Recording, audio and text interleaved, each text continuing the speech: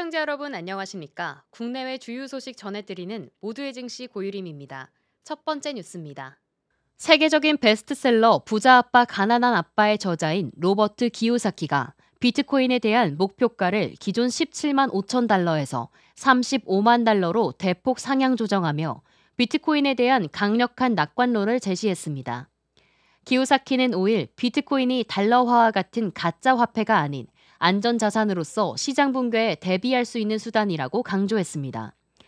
기요사키는 미국 재무부, 연방준비제도, 은행들이 무분별하게 달러를 찍어내고 있어 글로벌 증시 붕괴가 임박했다며 금, 은, 비트코인을 보유한 사람들이 시장 붕괴에서도 살아남을 것이라고 언급했습니다. 기요사키의 발언은 비트코인이 조정을 받은 뒤 9만 달러 후반에서 회복세를 보이는 가운데 나왔습니다. 비트코인은 최근 10만 달러를 돌파한 뒤 조정을 받으며 9만 달러 초반까지 하락했으나 현재 대부분의 낙폭을 회복하며 반등세를 이어가고 있습니다. 비트코인에 대한 강세로는 기요사키뿐만이 아닙니다. 펀드스트렛의 톰리 공동 창업자는 비트코인이 일반 시나리오에서 내년 25만 달러를 돌파할 것이며 트럼프 행정부가 비트코인을 전략적 비축 자산으로 포함할 경우 50만 달러에 도달할 가능성도 있다고 전망했습니다. 또한 글로벌 투자은행 HC 웨인라이트는 비트코인이 올해 연말까지 22만 5천 달러를 돌파할 것이라고 예상했습니다.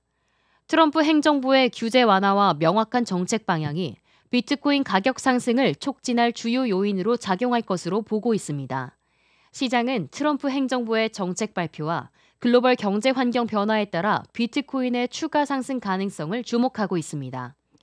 비트코인의 목표가 상향 조정이 이어지며 시장의 기대감이 커지고 있는 가운데 글로벌 경제와 규제 변화 속에서 비트코인이 강세를 유지할 수 있을지 관심이 집중됩니다.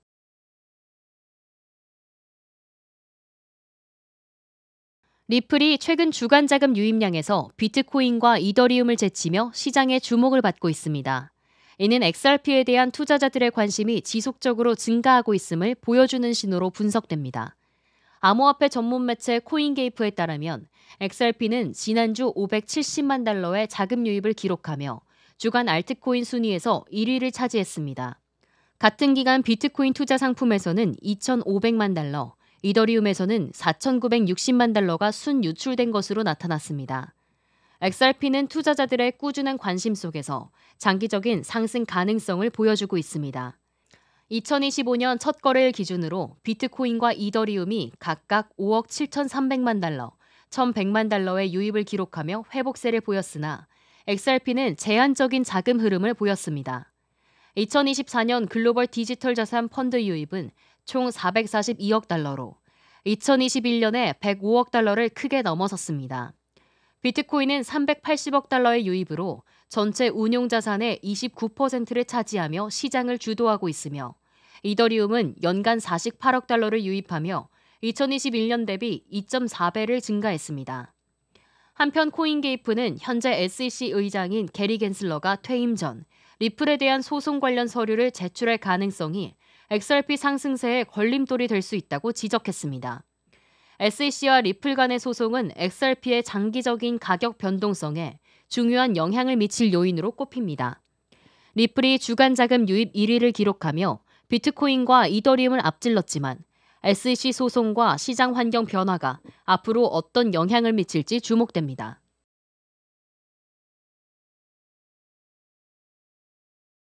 국민연금공단을 포함한 연기금이 올해 국내 주식 비중을 늘리며 반도체주를 집중 매수하고 있습니다. 특히 삼성전자보다 SK하이닉스를 선호하며 관련 종목에 대규모 자금을 투입한 것으로 나타났습니다. 8일 연합인포맥스에 따르면 연기금은 올해 들어 총 6,149억 원어치의 국내 주식을 매수했습니다. 이 중 17.3%에 해당하는 1,065억 원이 SK하이닉스에 투자됐으며 이는 연초 급등세를 감안해도 높은 비중입니다.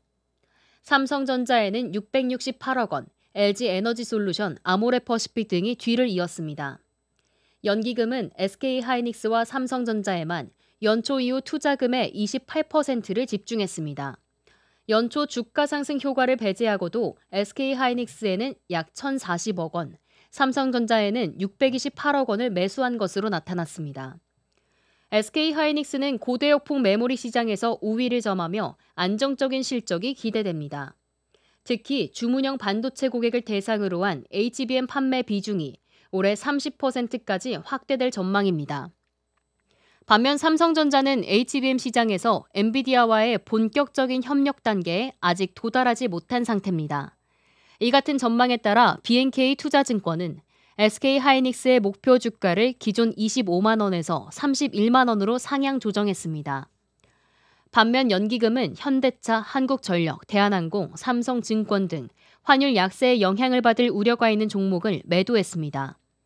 연기금의 투자 방향이 반도체 업종에 집중되며 SK하이닉스의 성장성과 안정성이 더욱 부각되고 있는 가운데 앞으로 반도체 시장이 어떤 흐름을 보일지 관심이 집중됩니다.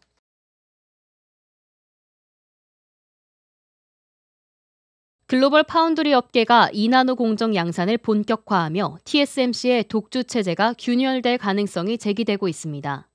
애플을 비롯한 주요 빅테크 기업들이 TSMC 2나노 공정의 높은 가격과 제한된 생산 능력에 불만을 표하며 대안으로 삼성전자를 고려할 가능성이 언급되고 있습니다. TSMC는 현재 2나노 공정 기술에서 선두를 유지하고 있지만 생산 능력과 비용이 주요 과제로 남아 있습니다. TSMC의 2나노 공정 웨이퍼 가격은 장당 3만 달러에 이르며 이는 주요 고객사들에게 부담으로 작용하고 있습니다. 이로 인해 애플은 2나노 공정을 통한 차세대 애플리케이션 프로세서 생산 계획을 2026년으로 연기할 가능성이 높아졌습니다. 업계에서는 엔비디아와 퀄컴 같은 주요 고객사들이 비용 절감과 의존도 분산을 위해 삼성전자의 2나노 공정 테스트를 고려하고 있다는 소문이 돌고 있습니다. 삼성전자는 올해 하반기 모바일 애플리케이션용 2나노 공정 양산을 시작하고 2026년에는 고성능 컴퓨팅과 AI용 공정을 확대할 계획입니다. 삼성전자는 이미 일본의 AI 유니콘 기업 프리퍼드 네트웍스와 미국의 AI 반도체 기업 암바렐라를 2나노 고객사로 확보하며 대형 고객사 유치에 총력을 기울이고 있습니다. 삼성전자의 파운드리 사업부를 이끄는 한진만 사장은 2나노 공정 수율 개선과 성숙 공정 고객사 확보를 통해 2025년 실적 턴어라운드를 목표로 하고 있다고 강조했습니다. 다만 삼성전자는 과거 GAA 기반 3나노 공정에서 수율 문제와 발열 문제를 겪은 바 있어 2나노 공정의 성공 여부에 대한 시장의 신뢰를 확보하는 것이 과제가 될 전망입니다. TSMC는 2나노 공정에서 60%의 수율을 확보하며 기술적 우위를 유지하고 있지만 고객사들이 생산 비용과 공급 안정성을 이유로 삼성전자와 협력을 확대할 가능성이 있습니다. 파운드리 업계가 2나노 공정을 둘러싼 치열한 경쟁 구도로 전환하면서 향후 시장 점유율 변화에 관심이 집중되고 있는 가운데 TSMC와 삼성전자의 2나노 공정 경쟁이 글로벌 반도체 시장에 어떤 영향을 미칠지 주목됩니다.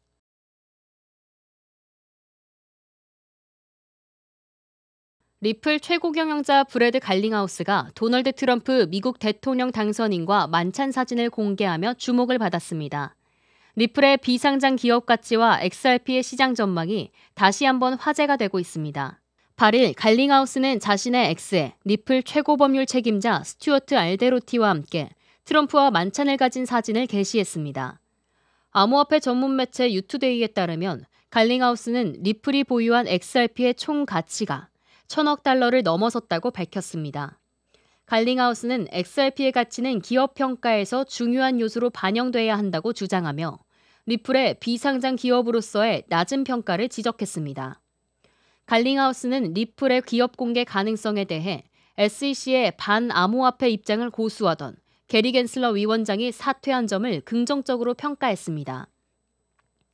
갈링하우스는 SEC의 변화로 리플의 시장 접근성이 더욱 개선될 가능성이 크다고 말했습니다. 리플은 금융기관을 위한 블록체인 인프라 제공 분야에서 선두 자리를 유지하고 있으며 자체 스테이블 코인 리플 USD가 주목받고 있습니다. 보관 서비스에 대한 수요가 급증하면서 관련 서비스 확장이 기대되고 있습니다. 최근 리플은 미국 중심의 구인 활동을 강화하며 이전보다 미국 내 사업에 중점을 두고 있습니다. 갈링하우스는 리플은 현재 매우 유리한 위치에 있다며 향후 성장 가능성을 자신했습니다. 리플이 트럼프와의 만찬을 계기로 미국 시장에서 어떤 새로운 전략을 펼칠지 주목되는 가운데 리플의 시장 지배력과 XRP의 상승 가능성이 향후 어떤 방향으로 전개될지 관심이 모아집니다.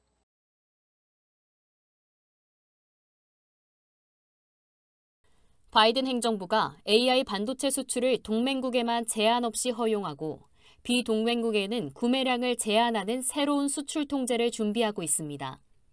이번 조치는 AI 개발을 안전하게 관리하고 미국 중심의 기술 리더십을 강화하려는 의도로 해석됩니다.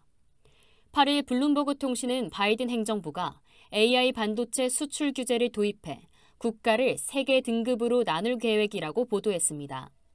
최상위 등급에는 한국, 일본, 대만, 영국, 독일, 프랑스 등 미국의 핵심 동맹국들이 포함되어 기존처럼 제한 없이 반도체를 구매할 수 있습니다.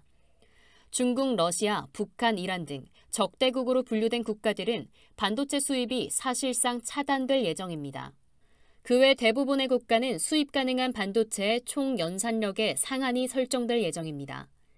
미국 정부는 검증된 최종 사용자 규정을 활용해 신뢰할 수 있는 기업에만 제한적으로 수출을 허용할 계획입니다. VEU는 이미 삼성전자와 SK하이닉스의 중국 현지 공장에 예외를 허용할 때 활용된 바 있습니다. 이번 수출 통제는 AI 기술이 남용되지 않도록 신뢰할 수 있는 국가와 기업을 중심으로 글로벌 협력을 구축하려는 의도로 풀이됩니다. 그러나 미국 반도체 기업과 관련 산업계는 이번 규제에 강력히 반발하고 있습니다.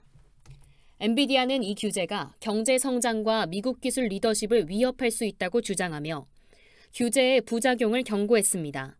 삼성전자와 SK하이닉스도 속한 미국 반도체 산업협회는 이번 규제의 범위와 복잡성에 깊은 우려를 표명하며 업계와의 협의 부족을 지적했습니다. 이번 규제는 AI 반도체 수요가 급증하는 시점에서 전 세계적으로 큰 영향을 미칠 것으로 보입니다. 특히 동맹국과 비동맹국 간 반도체 기술 접근성의 격차를 심화시킬 가능성이 있습니다. AI 반도체 시장에 대한 미국의 규제가 글로벌 반도체 산업에 어떤 변화를 가져올지 주목됩니다.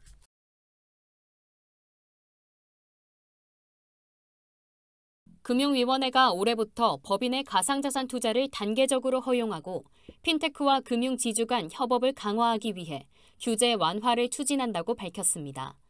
이와 함께 가상자산 시장의 신뢰성과 글로벌 규제 정합성을 강화하는 방향으로 다각적인 계획을 마련하고 있습니다. 금융위원회는 8일 발표한 2025년 주요 업무 추진 계획에서 법인의 가상자산 거래소 실명계좌 발급을 단계적으로 허용하는 방안을 검토한다고 밝혔습니다. 현재 특정 금융정보법에 따라 실명인증을 마친 계좌만 가상자산 투자가 가능하지만 은행들은 법인의 실명계좌 발급을 사실상 제한해왔습니다. 금융위는 비영리 법인부터 시작해 단계적으로 허용하는 세부 방안을 마련할 계획입니다. 가상자산위원회를 통해 상장 기준, 스테이블 코인 규제, 가상자산 거래소의 행위 규칙 등도 논의될 예정입니다. 금융위는 가상자산 2단계법을 통해 가상자산 발행과 유통 규제의 세부 기준을 마련하고 특근법 개정을 통해 대주주 적격성 심사제를 도입할 방침입니다. 또한 밈코인 심사 기준 보완 등 자율 규제를 강화하고 첨단 포렌식 장비를 도입해 불공정 행위 조사를 고도화하겠다고 밝혔습니다. 핀테크와 관련해서는 스케일업을 지원하기 위해 혁신 금융 서비스의 조기 제도화를 추진합니다. 혁신적인 샌드박스를 처음 신청한 사업자에게는 배타적인 운영권을 부여하는 방안도 검토 중입니다. 이는 핀테크 기업의 시장 경쟁력 강화를 돕고 금융 혁신을 촉진하기 위한 조치로 해석됩니다. 법인의 가상자산 투자 허용과 핀테크 규제 완화가 국내 금융시장에 어떤 변화를 가져올지 주목됩니다. 특히 글로벌 규제 정합성을 강화하려는 금융위의 계획이 시장 신뢰도를 높이는 데 기여할지 관심이 집중되고 있습니다.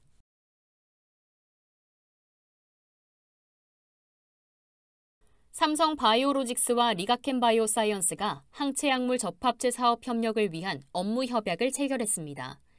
양사는 올해 3건 이상의 ADC 프로젝트를 함께 진행하며 글로벌 시장 공략에 나섭니다. ADC는 항체에 약물을 결합해 암세포만 표적 치료하는 기술로 차세대 항암 치료제로 주목받고 있습니다. 삼성 바이오로직스와 리가켄 바이오는 지난해부터 협력을 시작해 위탁 개발 계약과 물질 이전 계약을 체결한 바 있습니다. 이번 협약은 양사가 글로벌 ADC 시장에서 입지를 강화하기 위한 본격적인 협력 단계로 평가됩니다. 삼성 바이오로직스는 인천 송도에 위치한 ADC 전용 생산시설에서 리가켄 바이오와의 프로젝트를 수행할 예정입니다. 이 시설은 4층 구조로 설계됐으며 500리터 접합 반응기와 정제 라인이 구축되어 ADC 의약품 생산을 전담합니다. 존림 삼성바이오로직스 대표는 리가켄 바이오와 협력을 통해 대한민국의 ADC 기술 및 산업 발전에 기여할 것이라고 말했습니다. 김용주 리가켄 바이오 대표는 올해 기술료 수출을 시작으로 5년 내 15개 이상의 임상 파이프라인을 발굴해 글로벌 ADC 선두 기업으로 도약할 것이라고 강조했습니다. 삼성 바이오로직스는 CDO, CMO, DP 등 ADC 사업 영역을 다각적으로 확대하고 있습니다. 또한 삼성 라이프 사이언스 펀드를 통해 ADC 기술을 보유한 글로벌 바이오 기업들의 투자를 이어가고 있습니다. 최근 스위스의 아리라스 바이오텍과 국내 에임드 바이오, 지난해 미국의 브릭 바이오에 투자하며 기술 경쟁력을 강화해 왔습니다. 삼성 바이오로직스와 리가켄 바이오의 협력이 글로벌 ADC 시장에서 어떤 성과를 가져올지 주목됩니다.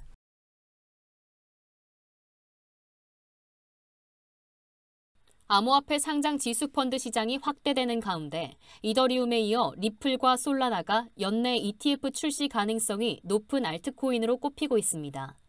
박우열 신한투자증권 연구원은 리플과 솔라나가 2025년 3위 자리를 놓고 경쟁할 것이라고 전망했습니다.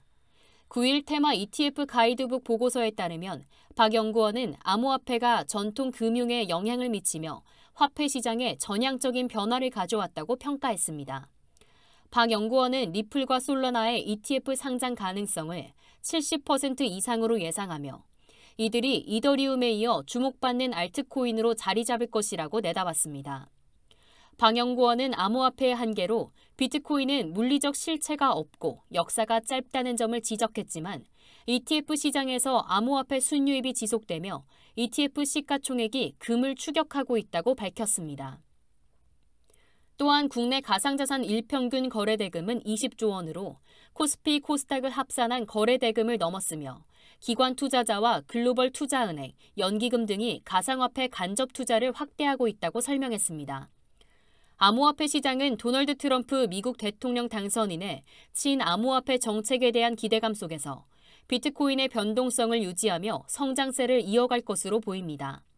박 연구원은 2025년 비트코인의 가격 등락 범위를 8만에서 13만 달러로 전망하며 이는 마이너스 20%에서 플러스 30% 수준의 변화율이라고 분석했습니다.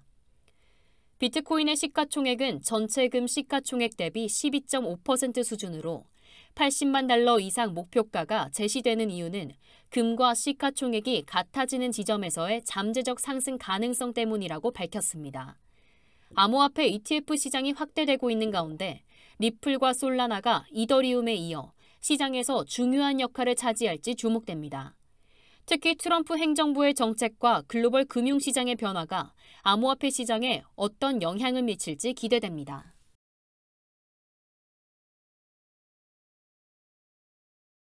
현지 시간 9일 미국 워싱턴 DC 국립대성당에서 열린 지미 카터 전 대통령의 장례식은 전통적인 슬픔의 장례식과는 달리 웃음과 감동이 가득한 축제와 같았습니다. 카터 전 대통령의 손자와 정치적 라이벌이었던 제럴드 포드 전 대통령의 아들이 생전에 미리 써둔 추도사를 낭독하며 그의 평범하면서도 위대한 삶을 따뜻하게 회고했습니다.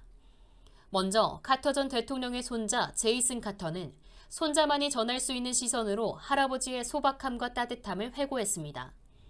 그는 할아버지는 4년간 백악관에 계셨지만 그 외 92년은 고향 조지아에서 지내셨다며 할아버지가 항상 짧은 반바지와 크록스를 신고 집 앞에 나타나곤 했던 모습을 떠올렸습니다.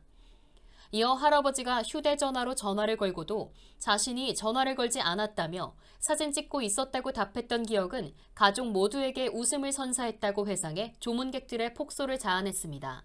또한 제이슨 카터는 할아버지는 주지사와 대통령으로서 인종차별 종식과 형사사법제도 개혁에 앞장섰고 퇴임 후에도 소외된 사람들을 위해 봉사하는 삶을 사셨다며 그가 남긴 유산을 담담히 얘기했습니다.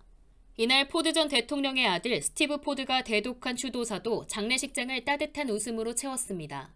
포드는 지미와 나는 선거에서 맞붙었던 경쟁자였지만 이후 평생의 벗이 되었다며 두 대통령이 함께 에어포스원에 탑승했던 기억, 대통령 도서관 건립을 위해 모금을 함께 고민했던 일화를 전하며 웃음을 더했습니다. 특히 포드는 지미 카터에게 정직은 이상이 아니라 그의 영혼 그 자체였다며 우리는 정치적 실패가 자유를 가져다 준다는 사실을 깨달았고 이를 통해 깊은 우정을 나눌 수 있었다고 회고했습니다. 카터와 포드 두 전직 대통령이 남긴 우정과 정직의 이야기는 그들의 삶이 단순히 정치적 업적에 그치지 않고 인간적인 관계와 진정성을 바탕으로 했음을 보여줍니다. 이날 장례식에 참석한 조문객들은 모두 함께 웃고 울며 그를 기억했습니다.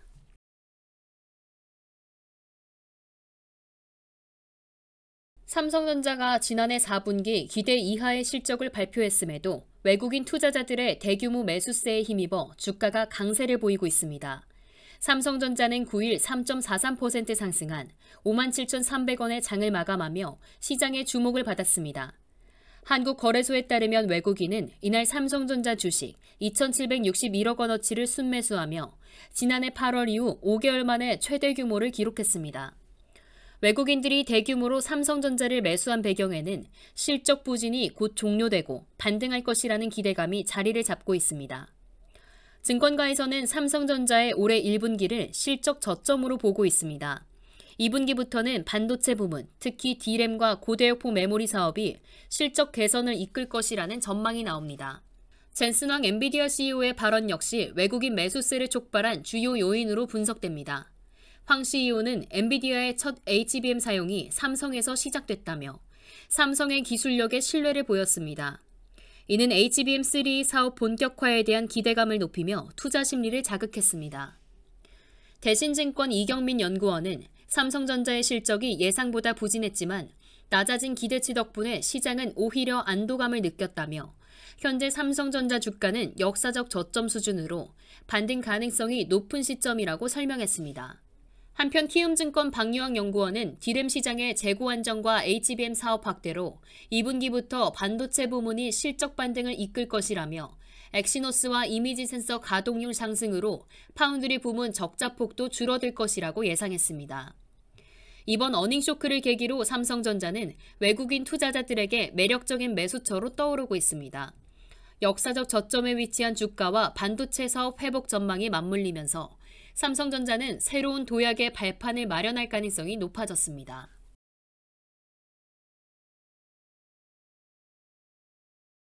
미국이 제조업 부활을 내세우며 트럼프 2기 행정부 출범을 준비 중인 가운데 한국의 제조 기술력이 미국 경제 회복의 중요한 열쇠로 주목받고 있습니다. 박성호 코트라 북미 지역 본부장은 미국이 수십 년 동안 멈췄던 제조업을 다시 시작한다고 바로 잘할 수 있을까요? 높은 기술력을 가진 한국 기업들이 필요한 이유입니다. 라며 현지 분위기를 전했습니다. 특히 조선업은 협력의 핵심 분야로 떠오르고 있습니다. 도널드 트럼프 대통령 당선인은 윤석열 대통령과의 전화통화에서 미국 조선업이 한국의 협력이 필요하다고 언급했습니다. 또한 한 라디오 방송에서는 동맹국과 함께 군함을 건조할 것이라며 한국의 조선 기술력에 기대감을 드러냈습니다. 항공정비 분야에서도 한국은 중요한 파트너로 자리 잡고 있습니다. 노후 항공기 유지에 어려움을 겪고 있는 미국 항공사들은 한국의 정비 기술에 도움을 요청하고 있습니다. 이외에도 변압기, 하이브리드 차 부품 등 다양한 분야에서 협력 요청이 이어지고 있습니다. 반도체와 2차 전지 같은 첨단 산업에서도 한국의 역할이 점차 커지고 있습니다. 한국은 2024년 기준 미국의 메모리 반도체 수입국 순위 2위를 기록했으며 2차 전지 소재 부문에서도 압도적인 1위를 차지하고 있습니다. 장상식 한국무역협회 연구원은 한국의 제조 능력은 미국이 경제 안보와 첨단 기술 경쟁에서 우위를 점하는 데 필수적인 요소라며 한국의 중요성을 강조했습니다. 이와 함께 코트라는 미국 통상 환경 변화에 대응하기 위해 북미 지역 본부를 뉴욕에서 워싱턴으로 이전하고 전사적인 무역 수출 비상대책반을 가동할 예정입니다. 강경성 코트라 사장은 트럼프 2기 행정부 출범에 맞춰 선제적 대응에 나설 것이라고 밝혔습니다. 한편 한국 경제계도 통상 갈등으로 인한 리스크에 대비하며 미국과의 협력을 강화하고 있습니다. 한국의 제조 기술력은 미국 경제의 중요한 축으로 자리 잡으며 양국 간 협력의 미래가 밝아지고 있습니다.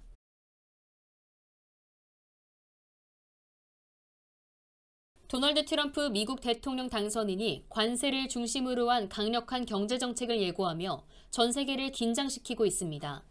취임 전부터 트럼프는 중국과 캐나다, 멕시코를 비롯한 주요 무역 상대국에 대해 높은 관세 부과를 주장하며 새로운 경제 전략을 구체화하고 있습니다. 특히 트럼프는 캐나다와 멕시코를 대상으로 25% 관세를 부과하겠다고 발표하며 무역 압박 수위를 높였습니다. 캐나다의 트루도 총리는 플로리다 마러라고를 방문해 대화를 시도했지만 트럼프는 미국의 51번째 주가 되라는 조롱으로 응수하며 관세 철회 의사를 보이지 않았습니다. 트럼프는 관세를 통해 국제적 압박을 이어갈 계획입니다. 덴마크가 그린란드의 미국 합류를 방해할 경우 경제적 제재를 하겠다고 경고했으며 브릭스 국가들이 새로운 기축통화를 도입하면 100%의 관세를 부과하겠다고 밝혔습니다. 미국은 2023년 기준 3조 달러 이상의 상품을 수입하며 세계 최대의 상품 시장을 유지하고 있습니다. 트럼프의 관세 정책은 이러한 경제적 위상을 무기로 삼아 글로벌 무역 질서를 재편하려는 시도로 보입니다. 다만 관세 정책 시행 시점은 불확실합니다. 골드만삭스는 트럼프 행정부가 10에서 20%의 보편적 관세를 시행할 확률을 35%로 예측했으며 실제 관세 인상은 올해 4분기 이후에야 가능할 것으로 보입니다. 그러나 국가비상경제권한법을 활용할 경우 조기 시행 가능성도 배제할 수 없습니다. 전문가들은 트럼프의 관세 전략이 글로벌 경제에 큰 혼란을 초래할 수 있다고 경고합니다. 관세 인상에 대응하려면 독보적인 상품 개발이나 원가 절감을 통한 가격 경쟁력이 필수적이지만 단기간 내에는 실현 가능성이 낮습니다. 트럼프의 관세 전략이 세계 경제와 무역 질서에 어떤 영향을 미칠지 국제사회는 그 귀추를 주목하고 있습니다.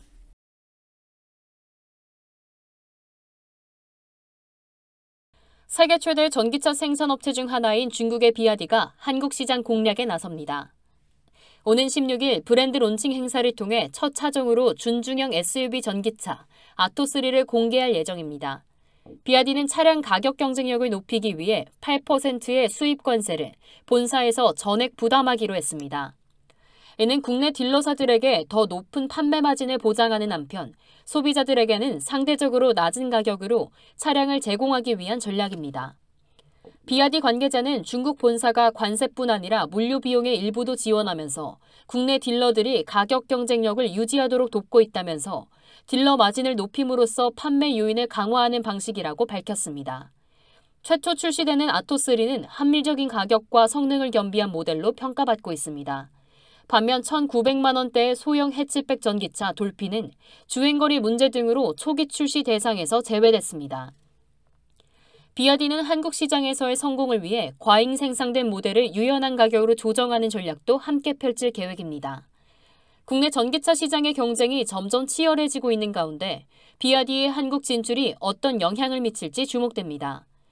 전기차 대중화를 위한 치열한 가격 경쟁과 새로운 모델 출시가 소비자 선택의 폭을 넓힐 전망입니다.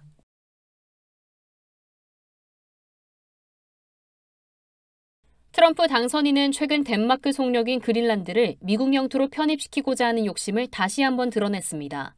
트럼프는 군사력을 배제하지 않겠다는 강경한 태도를 보이며 이 논의에 무게를 실었습니다.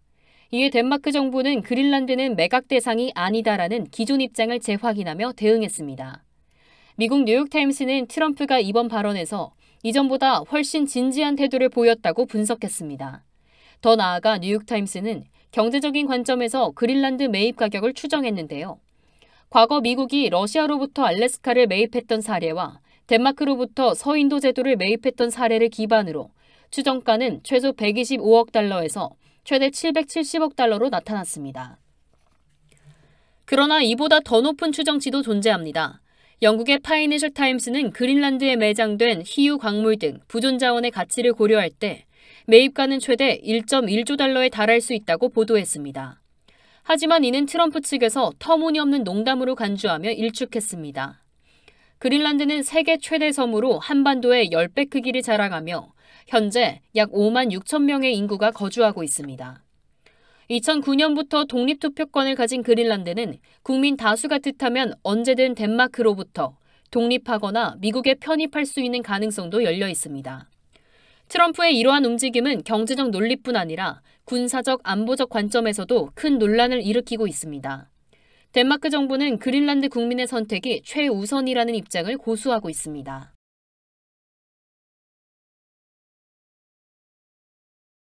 IMF의 크리스탈리나 게오르기에바 총재는 최근 워싱턴 DC에서 열린 기자회견에서 도널드 트럼프 미국 대통령 당선인의 무역관세 부과 위협이 글로벌 경제에 장기적인 영향을 미칠 수 있다고 경고했습니다.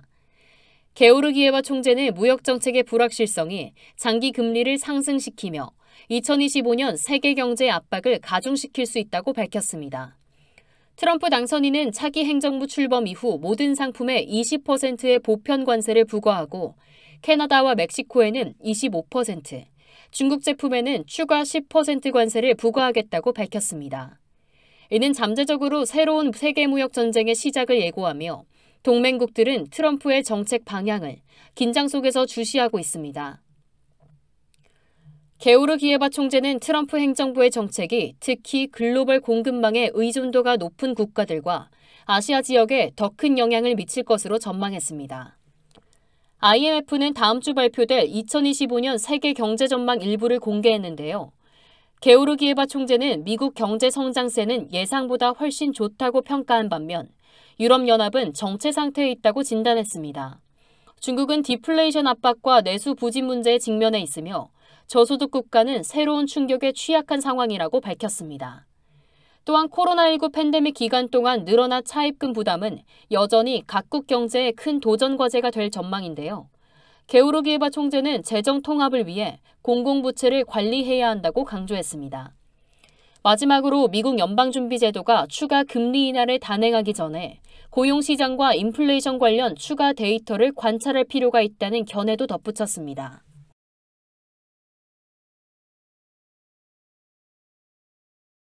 미국 서부 최대 도시 로스앤젤레스에서 발생한 동시다발 산불이 사흘째 이어지며 재난 상황이 점차 악화되고 있습니다.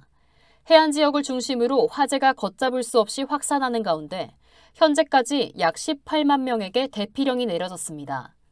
현지 시간 9일 AP통신과 CNN에 따르면 LA 서부 해안가의 부촌인 퍼시픽 팰리세이즈를 포함해 이튼, 허스트, 우들리 등지에서 7건의 대형 산불이 동시다발적으로 발생했습니다. 특히 퍼시픽 팰리세이즈 지역에서 시작된 산불은 강풍을 타고 확산하면서 진화 작업이 제대로 이루어지지 못하고 있습니다. LA 카운티 소방당국은 팰리세이즈와 이튼 산불 모두 진압률이 0%라고 밝혔습니다. 현재까지 산불로 약 202제곱킬로미터가 불에 탔으며 이는 여의도 면적의 70배에 달합니다. 15만 명 이상의 이재민이 발생했고 약 150만 명 가구가 정전 피해를 입었습니다. AP통신은 배우 제임스 우즈와 맨디 무어 등 유명 인사들의 집이 화재로 소실됐으며 아카데미아 시상식 후보 발표 등 주요 행사 일정도 연기되었다고 보도했습니다. 내륙 지역 일부에서는 진화 작업이 진전을 보이고 있습니다. LA 동부 내륙의 이튼 산불은 확산이 멈췄으나 초기 화재로 인한 피해가 심각해 복구 작업이 본격화되면 피해 규모는 더 늘어날 것으로 보입니다. 알타데나 지역에서 발생한 이 화재로 5명이 사망했으며 현재까지 한인 사회의 인명피해는 보고되지 않았습니다. LA 카운티 전역에서 약 18만 명이 여전히 대피 중이며 추가로 20만 명이 대피 경고를 받고 있습니다. 이번 산불로 인해 경제적 피해는 약 73조 원에 이를 것으로 추산됩니다. 소방당국은 강풍으로 인해 불길이 언제든 다시 확산할 수 있다며 주민들에게 주의를 당부했습니다. 또한 대규모 복구 작업에 대비해 연방정부의 지원도 요청할 계획입니다.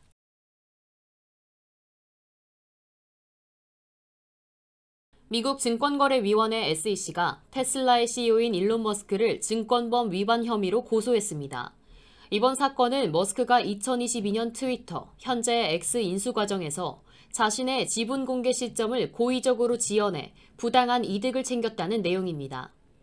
SEC는 14일 워싱턴 DC 연방법원에 제출한 소장에서 머스크가 트위터 인수 전에 대규모 주식을 매입했지만 법적으로 정해진 공시 기한을 어겼다고 밝혔습니다.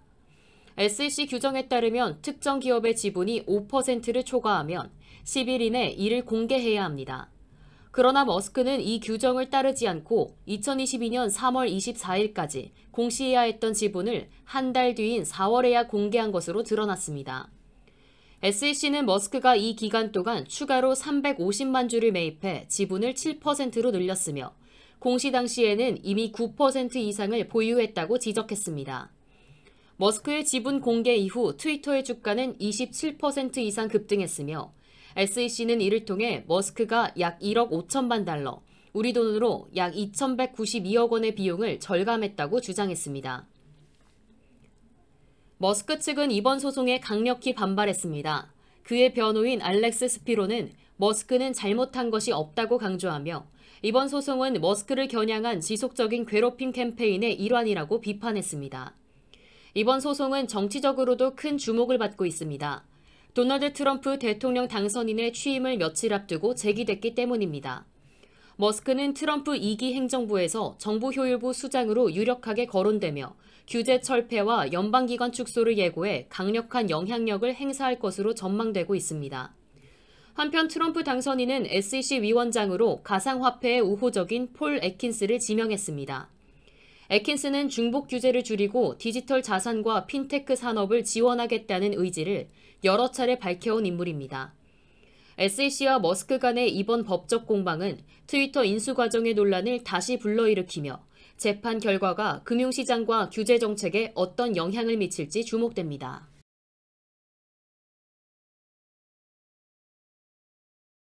메타의 마크 저커버그 최고 경영자가 저작권 침해 논란이 있는 데이터셋을 인공지능 모델 학습에 사용하도록 승인했다는 의혹이 제기되었습니다. 이와 관련해 미국 캘리포니아 북부 지방법원에 제출된 소송 문서가 공개되면서 논란이 확산되고 있습니다. 소송 문서에 따르면 저커버그 최고 경영자는 리브젠이라는 데이터셋을 메타의 인공지능 모델 라마 학습에 활용하도록 허가한 것으로 전해졌습니다. 리브젠은 여러 출판사에 저작권 있는 작품을 무단으로 제공하며 이미 법적 문제가 되었던 사이트입니다. 특히 메타 내부에서도 리브젠 데이터셋이 불법 복제된 데이터로 인식되었으며 이의 사용이 규제 기관과의 협상 입지를 약화시킬 수 있다는 우려가 있었다고 소송 문서에서 주장하고 있습니다. 하지만 이러한 우려에도 불구하고 저커버그 최고 경영자가 이를 승인했다는 점이 주요 쟁점으로 떠오르고 있습니다. 또한 메타가 리브젠 데이터에서 저작권 정보를 제거하는 스크립트를 작성했다는 추가 의혹도 나왔습니다. 이는 저작권 침해를 숨기려는 시도로 해석될 가능성이 있어 법적 대응이 예상됩니다. 메타는 아직 공식 입장을 내놓지 않았지만 이번 소송은 거대 기술 기업의 인공지능 학습 데이터 윤리에 대한 논란을 다시 불러일으킬 것으로 보입니다.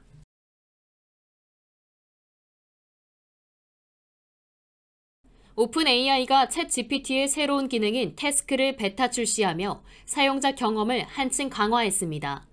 이번 기능은 챗 GPT 플러스, 팀, 프로 구독자들에게 우선 제공되며 $20 또는 연간 $200의 구독료로 이용할 수 있습니다. 이 태스크 기능을 통해 사용자는 챗 GPT에게 특정 작업을 예약할 수 있게 됐습니다.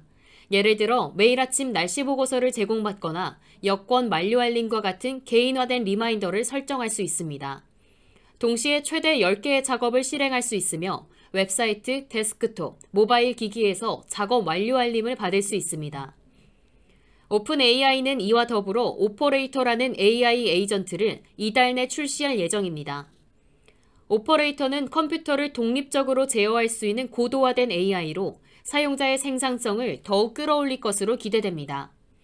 또한 카터필러라는 프로젝트를 통해 특정 정보 검색, 문제 분석, 데이터 요약 등의 기능을 태스크와 통합할 계획입니다. 그러나 시간에 민감한 정보의 신뢰성과 정확성은 여전히 개선이 필요한 과제로 남아 있습니다. 전문가들은 이러한 기능이 사용자 편의성을 극대화하는 한편 AI의 실시간 데이터 처리 능력에 대한 기대치를 높이는 계기가 될 것이라고 평가하고 있습니다.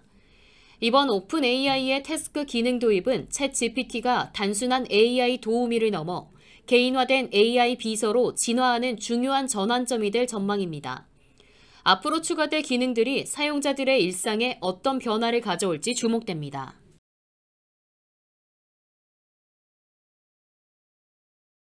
전 세계 주요 기업들이 인공지능 기술 확산과 경기 둔화 가능성에 대응하기 위해 대규모 구조조정을 이어가고 있습니다.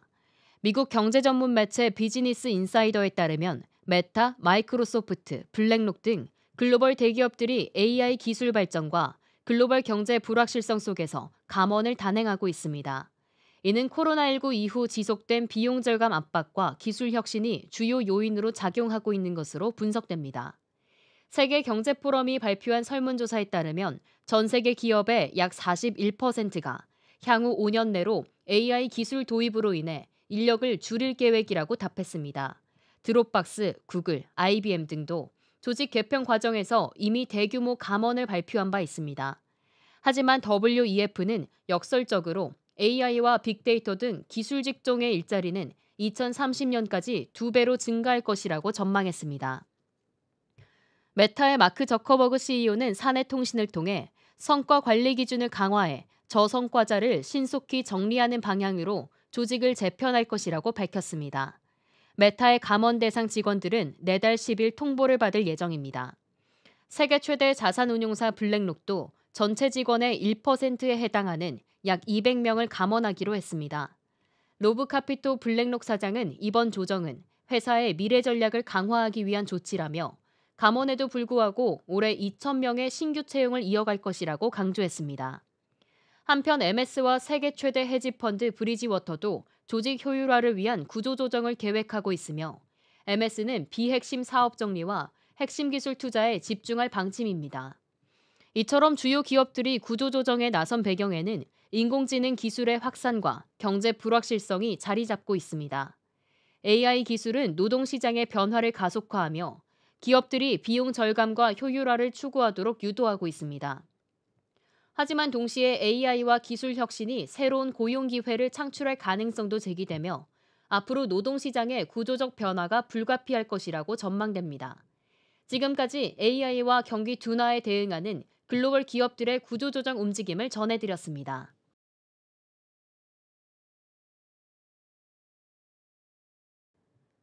테슬라 CEO이자 굴착 전문기업 보링컴퍼니의 수장인 일론 머스크가 대서양을 가로지르는 해저터널 건설 비용을 기존 추산의 0.1% 수준으로 줄일 수 있다고 주장해 화제가 되고 있습니다. 미국 경제 전문 매체 벤진가에 따르면 머스크 CEO는 최근 소셜미디어 X에 올린 글에서 보링컴퍼니의 혁신적인 기술과 접근 방식으로 대서양 터널 건설 비용을 기존 20조 달러, 약 2경 9천조 원에서 1000분의 1 수준으로 낮출 수 있다고 밝혔습니다. 하지만 구체적인 기술적 세부 사항이나 착공 일정 등은 공개하지 않았습니다. 대서양 해저 터널은 미국과 유럽을 연결하는 초대형 프로젝트로 20세기 초부터 여러 차례 논의됐지만 천문학적인 비용과 기술적 한계로 실현되지 못한 상상 속의 아이디어로 알려져 있습니다. 최근 뉴스위크는 대서양 터널 건설 비용이 약 20조 달러에 이를 것이라고 보도했는데 이는 영국과 프랑스를 연결한 채널 터널 건설 비용 120억 달러를 기반으로 추산된 금액입니다. 약 38km 길이로 세계 최장 해저 터널인 채널 터널은 건설에 6년이 걸렸으며 그 규모와 기술력은 여전히 기록적인 성과로 평가받고 있습니다. 로이터 통신은 머스크의 주장이 사실이라면 이는 세계 인프라 건설 역사에 큰 변화를 가져올 수 있을 것이라고 전했으며 전문가들 사이에서도 보링 컴퍼니의 혁신 기술에 대한 관심이 커지고 있습니다. 머스크의 대담한 주장이 현실로 이어질지 대서양 해저 터널이 상상 속 아이디어를 넘어 실제 프로젝트로 구현될 수 있을지 주목됩니다.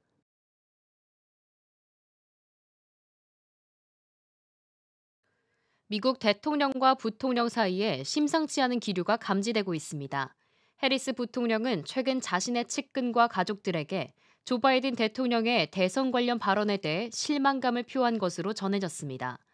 WSJ에 따르면 이는 바이든 대통령이 작년 대선에서 자신이 나섰다면 이길 수 있었다고 언급한 데서 비롯됐습니다.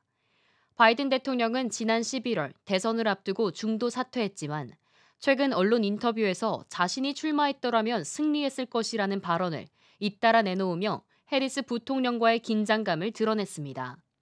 특히 지난 9일 지미 카터 전 대통령의 장례식에서 두 사람은 냉랭한 분위기를 연출했는데요. 해리스 부통령의 불만이 이런 모습으로 드러난 것일 수 있다는 해석이 나오고 있습니다. 바이든 대통령은 USA 투데이와의 인터뷰에서 여론조사 결과를 보면 내가 출마했다면 이길 수 있었다고 말했고, 이후에도 여러 차례 기자들 앞에서 같은 입장을 밝혔습니다. 이는 대선 패배의 책임을 간접적으로 해리스 부통령에게 돌리는 것으로 비춰질 수 있어 논란이 일고 있습니다. 해리스 부통령은 대선 과정에서 바이든 대통령과 거리를 두라는 참모들의 조언을 거절하며 의리를 지켰습니다.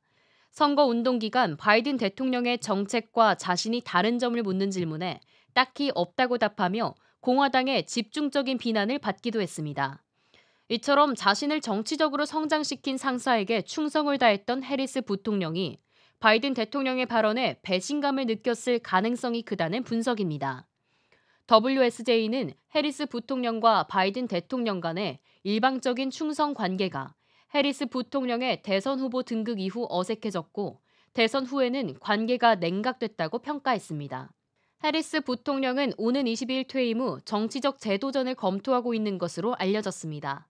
캘리포니아 주지사 선거와 2028년 대선 출마 등 다양한 선택지를 두고 있는 해리스 부통령. 앞으로의 행보가 주목됩니다.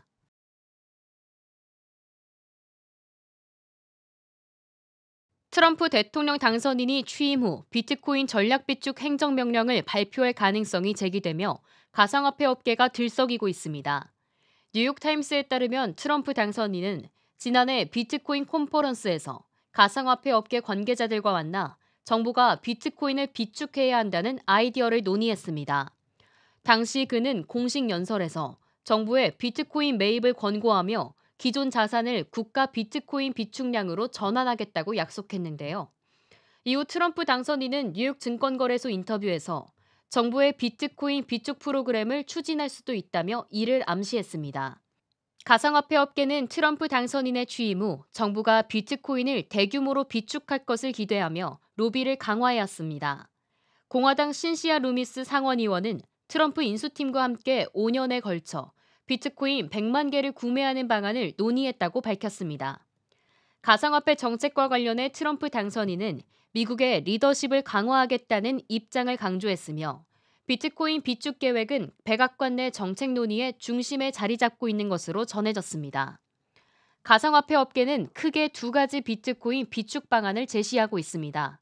첫 번째는 정부가 압수한 비트코인을 처분하지 않고 비축하는 방안입니다.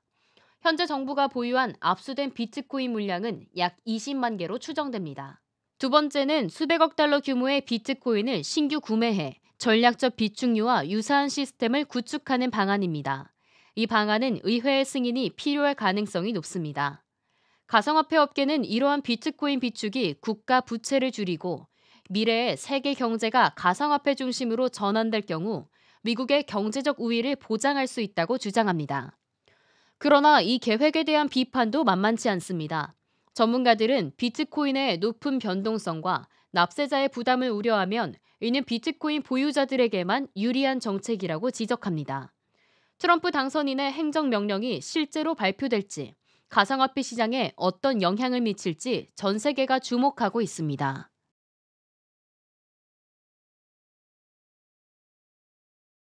이상으로 모두의 증시 마칩니다. 본 방송에서 제공해드리는 정보는 투자 판단에 대한 조언일 뿐 해당 자산의 가치와 상승을 보장하지 않습니다.